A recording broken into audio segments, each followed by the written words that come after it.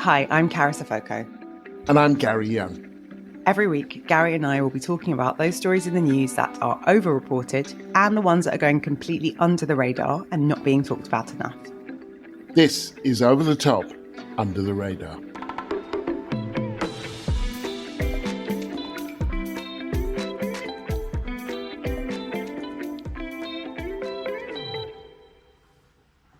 Gary, it's episode 50. Yeah. We've done 50 of these. Yeah, it's half a century. That is, as my daughter's often telling me, that is old.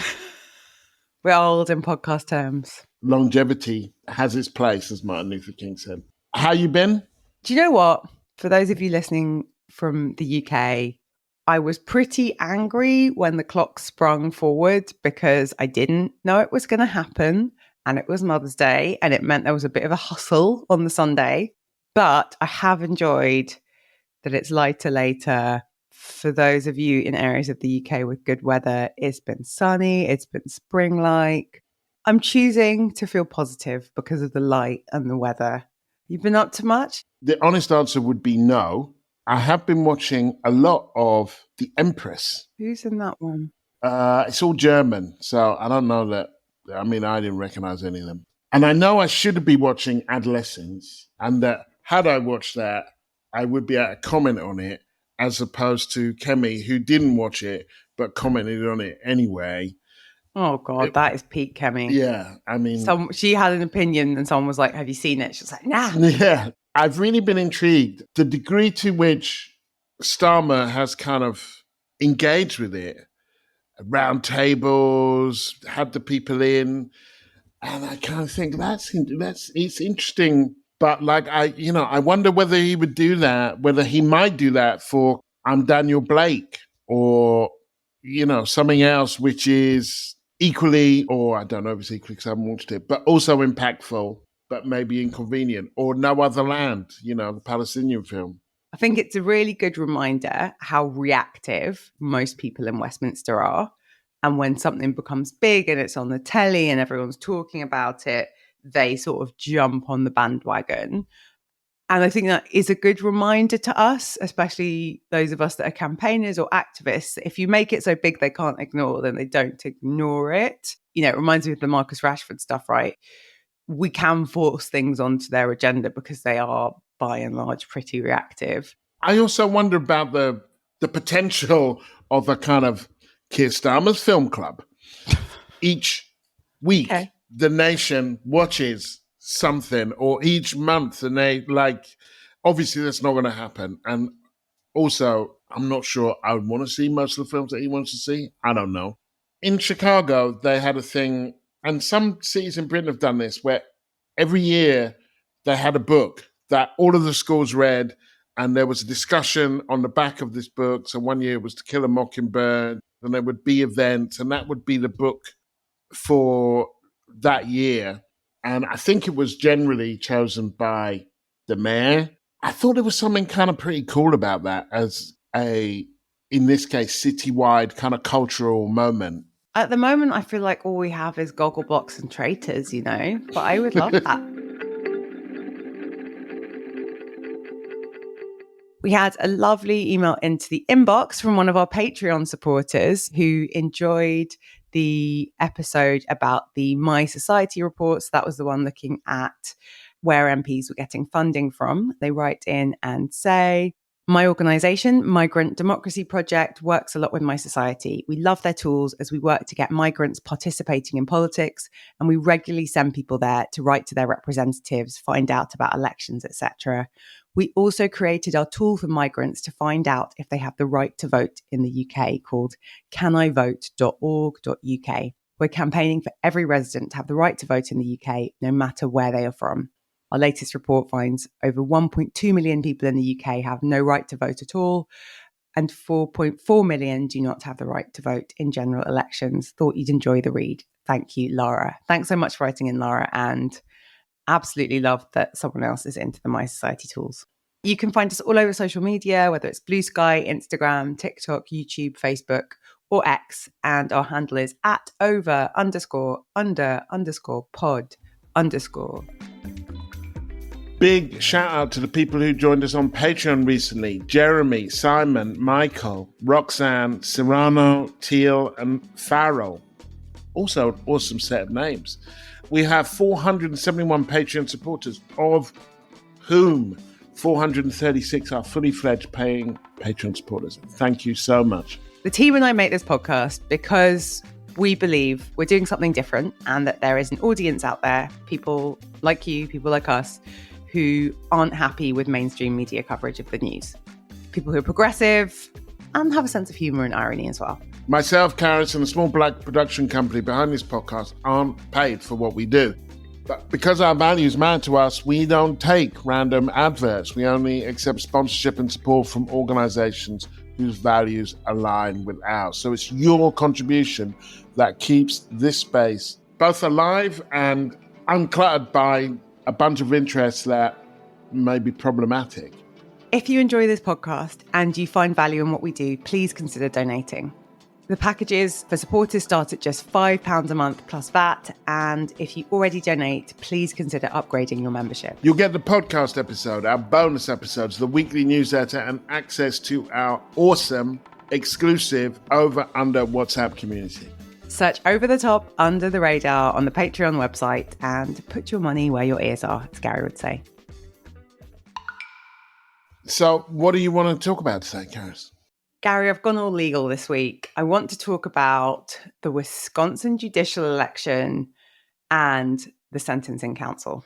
I want to talk about Marine Le Pen and her legal troubles, which may well bar her from the next election, and children with economic challenges and how our local councils may be bankrupt as a result of just doing their job. So let's go. So, Gary, my over the top, I think it is just Elon Musk, but in a specific context. So this week in the state of Wisconsin, which is important because it's a swing state, there was an election that isn't officially party political. So Wisconsin was electing a judge to sit on its state Supreme Court. This is important because the Supreme Court could rule on things like abortion. It is likely to rule on what some have called the gerrymandering of districts in Wisconsin. So how to decide which areas are constituencies in the election. And the reason that this arguably important election got even more attention in headlines was Elon Musk decided to get involved in the Wisconsin Supreme Court election. He poured some estimates are $20 million, others are $25 million into supporting the conservative candidate for the court, Brad Schimmel. And so this is an election where about $100 million was spent, which is wild money anyway. But Elon Musk spent a fifth to a quarter of the money. And he did the classic Elon things. He had his weird petition tactic that is potentially not legal that he did during the general election. So sign a petition against activist judges and get a cash bonus, be entered for $1 million checks. He gave $1 million check to a leading Wisconsin Republican, oversized. He also, which I found quite interesting, paid canvassers to go door to door. It's a fairly normal practice in America to be a paid canvasser. Elon was paying these people $25 an hour to knock on doors for the election, triple the Wisconsin minimum wage. And for a guy who doesn't like unions or paying workers, I was kind of surprised. So he pours money into this election. He turns up.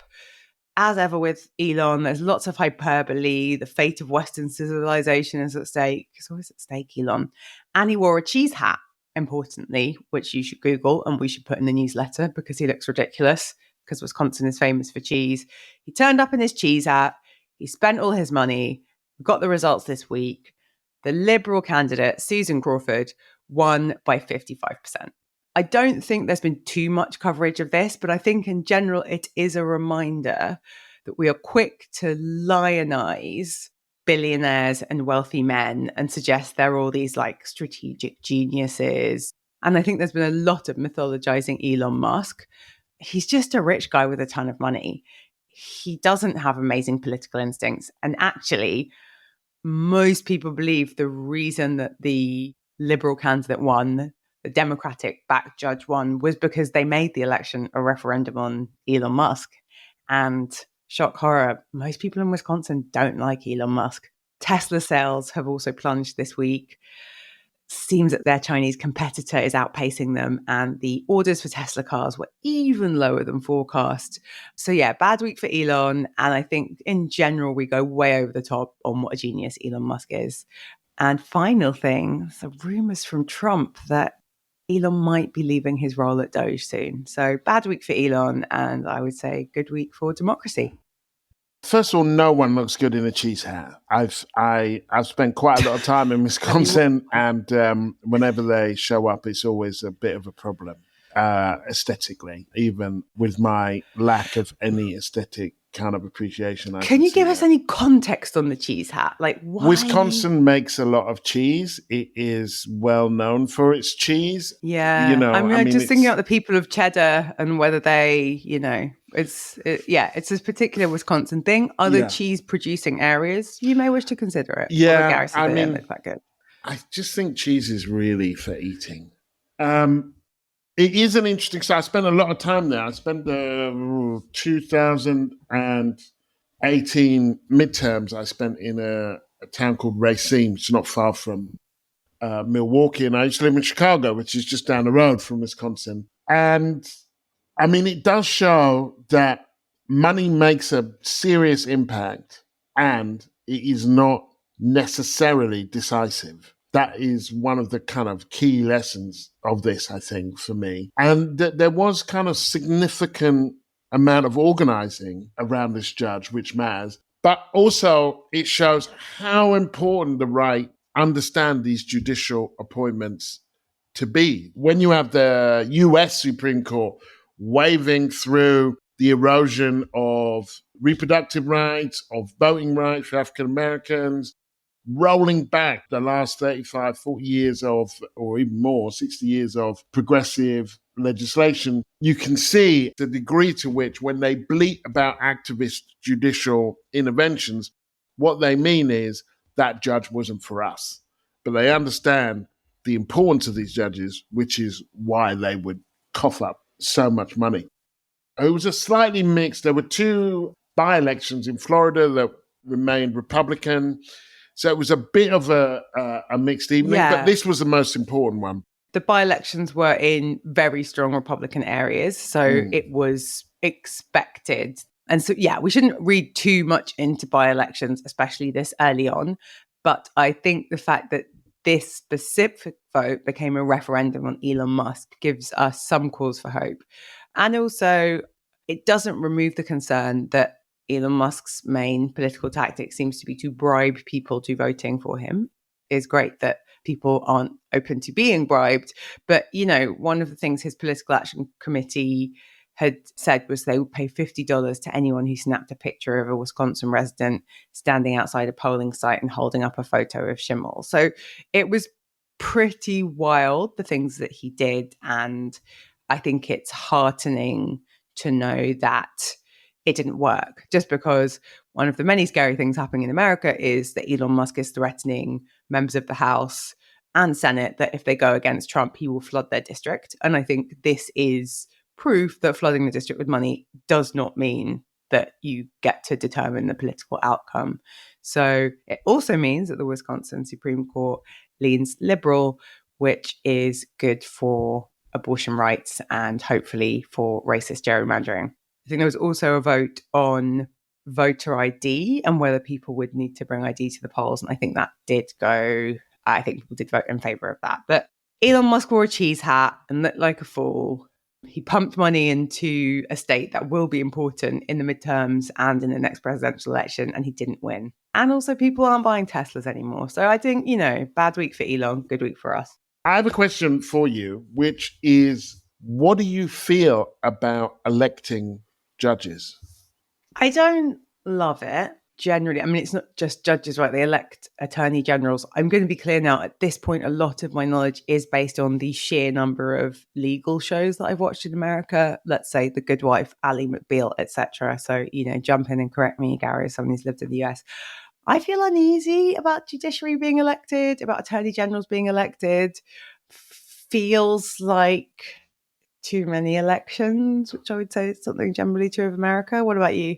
I go with the principle that wherever power is exercised, it should be accountable. And so the idea that you elect people to situations like that, I think aligns with some of my politics. And yet when I see it, there's something about someone running for that kind of office that just doesn't quite sit right. So I'm conflicted about it, is the truth. That it doesn't feel like it makes a place necessarily better. But when I think of the unaccountable people that we have in the British judiciary or elsewhere, I kind of think, well, maybe it's better to be able to have your say in this than not. My other topic is about Marine Le Pen, who has been convicted in the French Parliament for embezzling funds from the European Parliament amounting to about 7 million euros. And I'm going to get on to why I think, the way in which I think the media have been over the top about this. But first of all, well, what's happened? She was basically accused of taking money from the EU that was meant for work in the EU when she was an MEP and other members of Front National. She was taking money that was meant for staff and work in the EU, channeling that money to people working for her party in France, and so using the money illegally. She was sentenced to an automatic 5-year ban from running for political office, which takes her out of the presidential race, and was given a €100,000 fine and a 4-year prison sentence. 2 of those years spent with electronic tag, which I love, rather than in custody, and the other 2 suspended. Why is this over the top? I think that what the media focused on absolutely was the political impact of this. What does this mean for if she's not going to run? Who else will run? People saying this isn't fair. It's intervening with our electoral politics. Other people saying, yeah, it is fair. And not actually really focusing on what she did.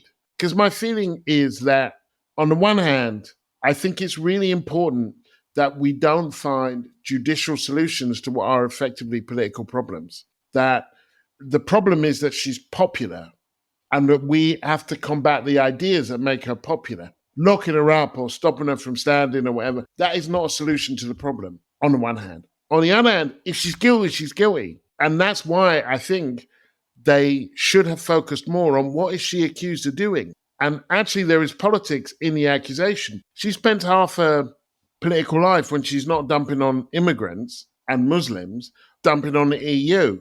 It's like, okay, but you know that actually part of what makes this system corrupt is the things that you are doing through the EU. It's important that the law applies equally to everyone. That's true for her, for Trump, for Corbyn, for anybody. And so this emphasis on the political impact and the electoral impact, which in all sorts of ways undermined the issue of, like, look, did she do it? Is that the punishment? Because if that's the punishment and she did it, that's kind of the end of the story to me. Of course, she's attracted a huge amount of right-wing support. Trump, Orban, Salvini, all of them coming out saying, you know, yeah, this is what the left do. All of them skirting around whether she's actually guilty or not. But it's worth bearing in mind that the polls suggest that people think, well, if she did it, she did it. Upholding the law is the most important thing. But also, these people are criminals. Trump is a criminal. He's a felon. I don't hold a huge amount of store by our judicial system, but they claim that they do. They talk about crime and delinquency and all this kind. They're all delinquent. They're all criminals. If they're not committing crimes, felonies, lying to the court, perjury, embezzlement, tax dodging, all of that kind of stuff, they're hugging up with people who have been convicted in international criminal court. This whole movement that we're dealing with within the white diaspora, which is absolutely toxic, has very clear criminal tendencies when it comes to money and to the polity. They seek to be above the law. That is a problem. I think it's an interesting one. I saw the result. I rolled my eyes. I mean, similar, if not identical, accusations were made about Farage when he was an MEP and how these Eurosceptic politicians are happy to use European funds. I wonder about barring criminals from political office. I assume Le Pen will appeal her conviction, but I'm not sure if I think that just because you've committed a crime, you shouldn't be able to stand for election. I don't know if I believe, if I took out the fact that I don't like Le Pen and I don't like her politics and I'm scared of her becoming president, I don't know the fact that she's corrupt should stop her from running. It feels so like I have this weird sense of I'm not sure that that's right, especially given how, and this will link to my how the criminal justice system actually functions. And then my fear when I saw this verdict was these are candidates who manufacture a reality where they are beleaguered and under attack from the mainstream and the deep state. And we saw this with Trump and his convictions. They weaponize the politics of grievance incredibly well, despite what they claim. And as soon as I saw this verdict, I was like, oh God, this gives oxygen to all of the conspiracy theorists who are like, well, they're trying to stop her from running. And I agree, she's not currently polling enough to win in the runoff, but she is polling pretty well.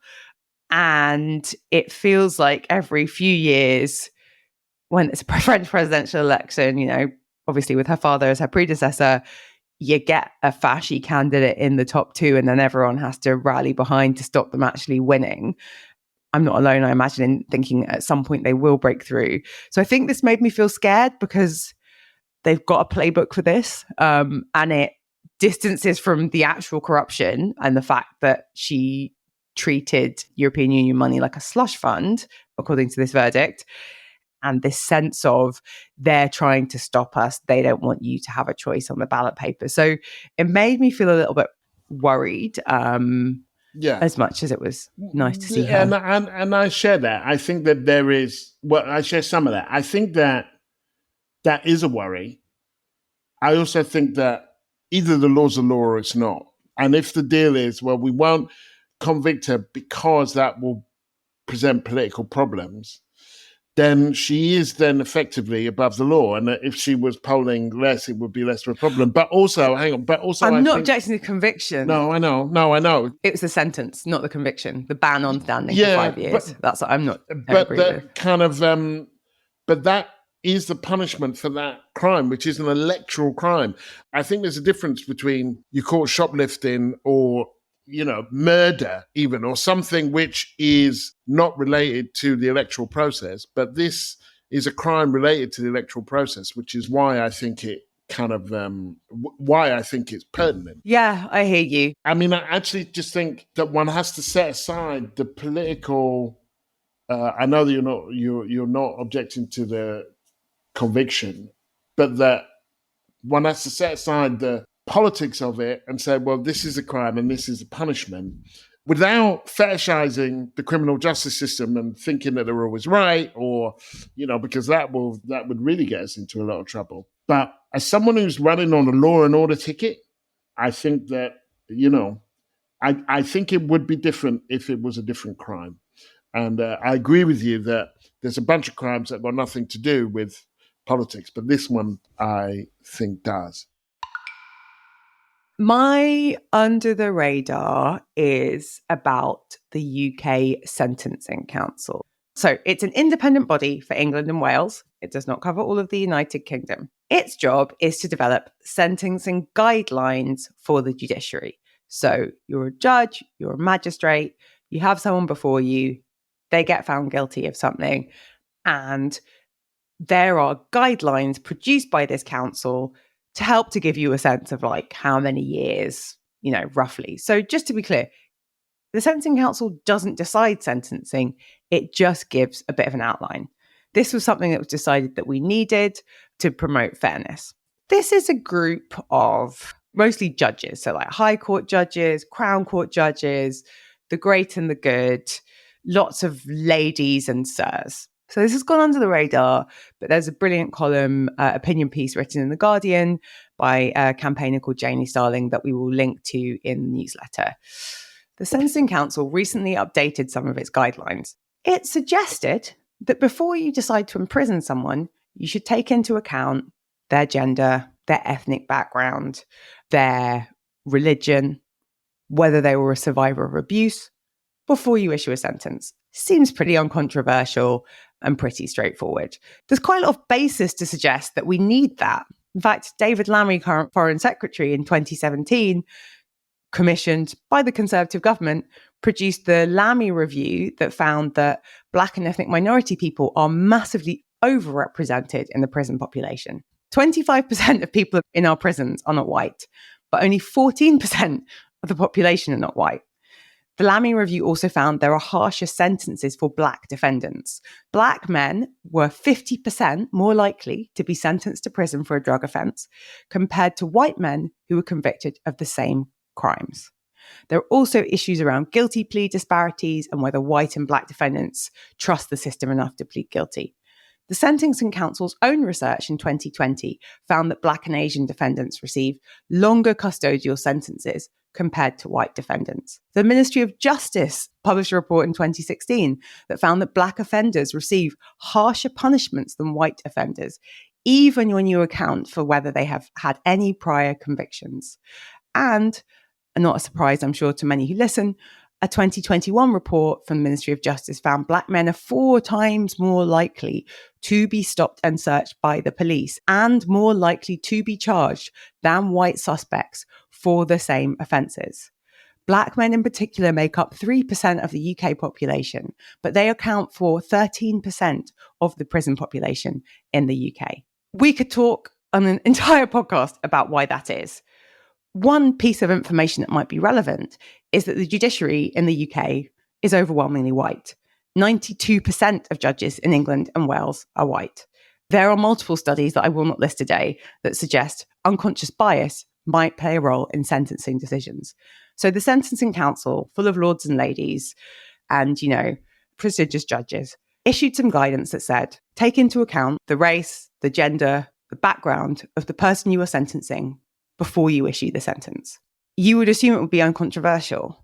That was until Robert Jenrick, Shadow Justice Secretary and unsuccessful Conservative leader candidate, stood up in Parliament and referred to the Sentencing Council guidelines as an example of two-tier justice.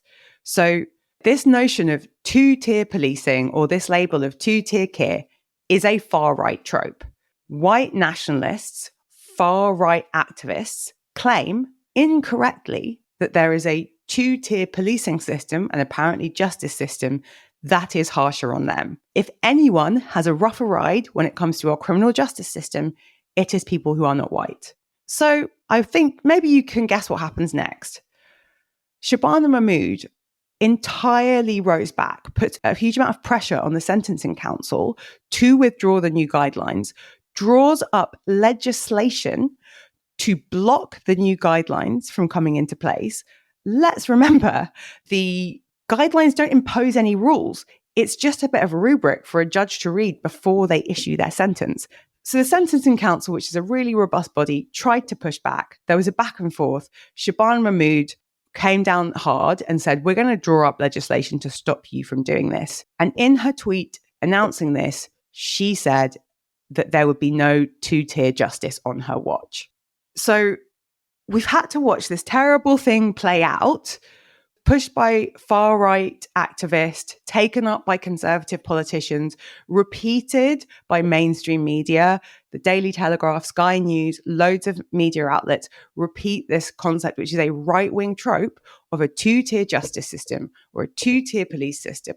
I mean, it's a good one. And if you want to go with two-tier justice, you don't. But if they want to go with two-tier justice, then let's talk about it in terms of who gets the rougher end of the stick. That we already have two-tier justice, and in those tiers, or several tiers, Black people do much worse than white people. There is already an imbalance. Like, it's not like there is this one-tier justice system which is working the same for everybody. It's not. So it's not that they don't want two tiers. They just want the tiers to work in a way that they do. What we see is the kind of arsenic in the water supply of a political culture where these people, with the massive electoral majority they've got, they could say, listen, that is not the way that this works. That's not the role of the Sentencing Council. That is not the way of the judicial system. We want to live in a system where everybody can feel absolutely confident that they are being judged for their crime, not for the color of their skin. But if nobody speaks up for this stuff, then it dies. And then as soon as a bloody loser, Jenrick, who couldn't even win the election of his own crank pie, comes up and says, oh, this is two-tier justice, and Labour don't confront it, they fold. I think this is about far more than Labour folding, because we have seen in the space of under a year the mainstreaming of a far-right concept.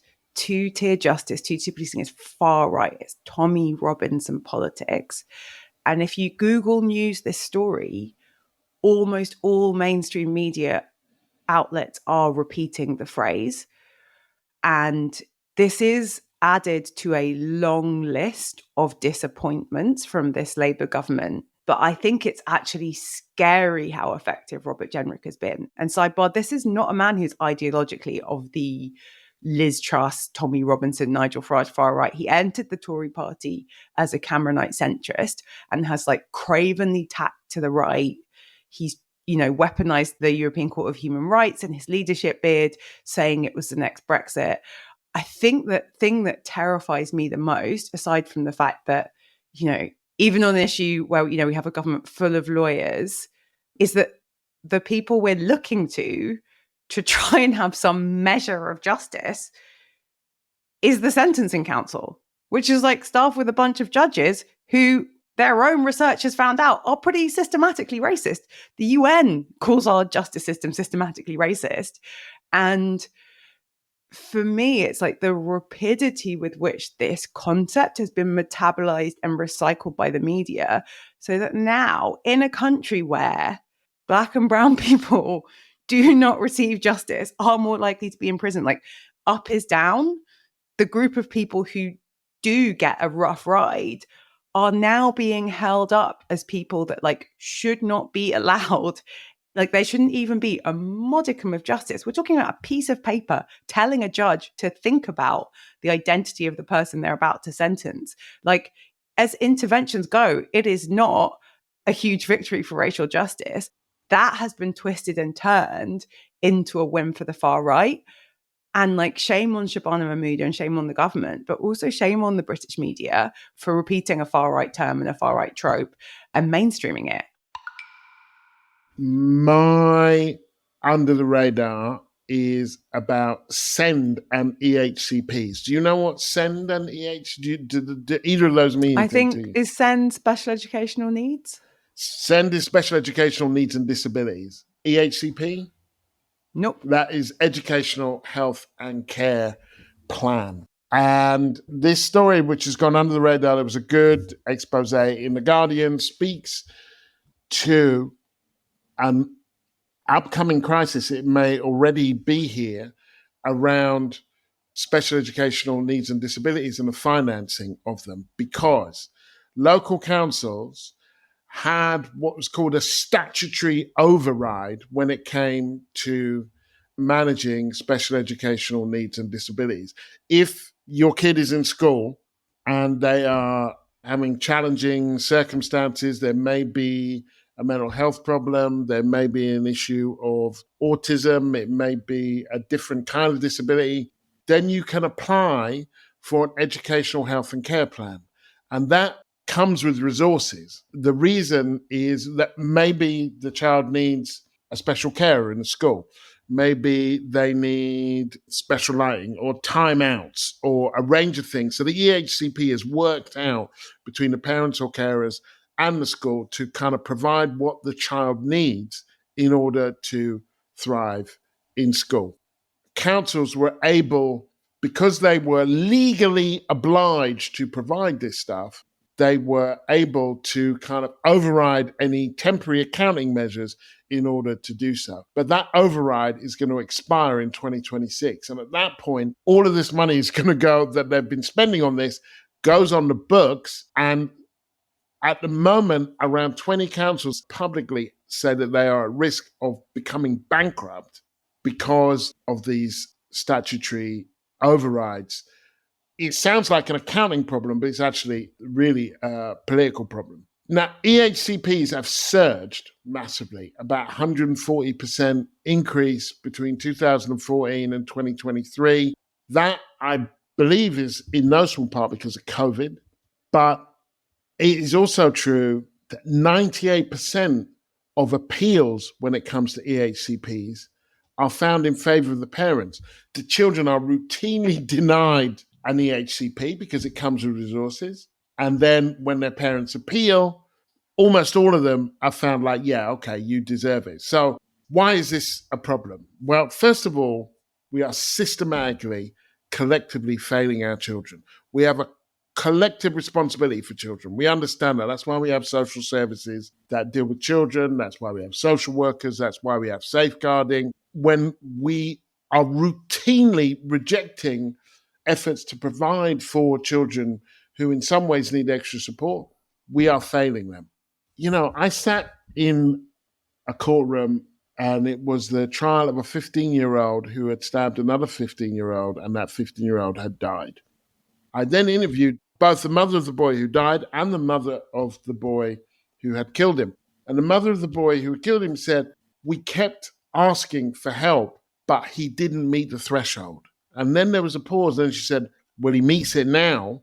That kind of, if you add child-led adolescent mental health services and the way in which they're underfunded and are insufficiently meeting the needs of our children, and then you start denying those children the help that they need, what do you think is going to happen? Where do you think this is going to go? This is terrible joined up thinking, both in terms of their health, but also in terms of the country. We spoke about disability payments, the way that the government kind of talked down kind of mental health, there's overdiagnosis. Here we are when these children are young and in need, and they're not being given the help that they need, which would, among other things, allow them to work and contribute in different ways. And finally, and I've seen this, if you have a system where you have to appeal in order to get what is yours by right, well, who is that going to benefit?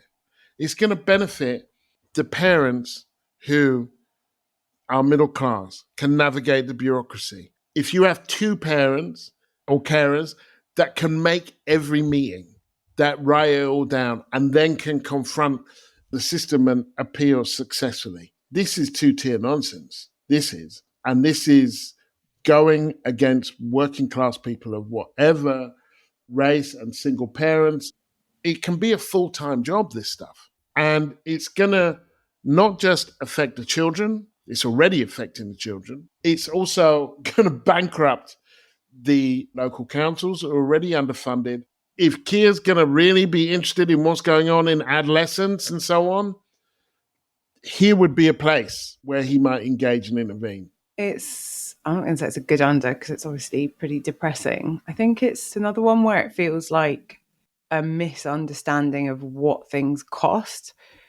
I completely agree. Any system that requires you to be sharp-elbowed and advocate for yourself to get what you are owed, you know, almost always benefits more privileged people, you know, middle-class people.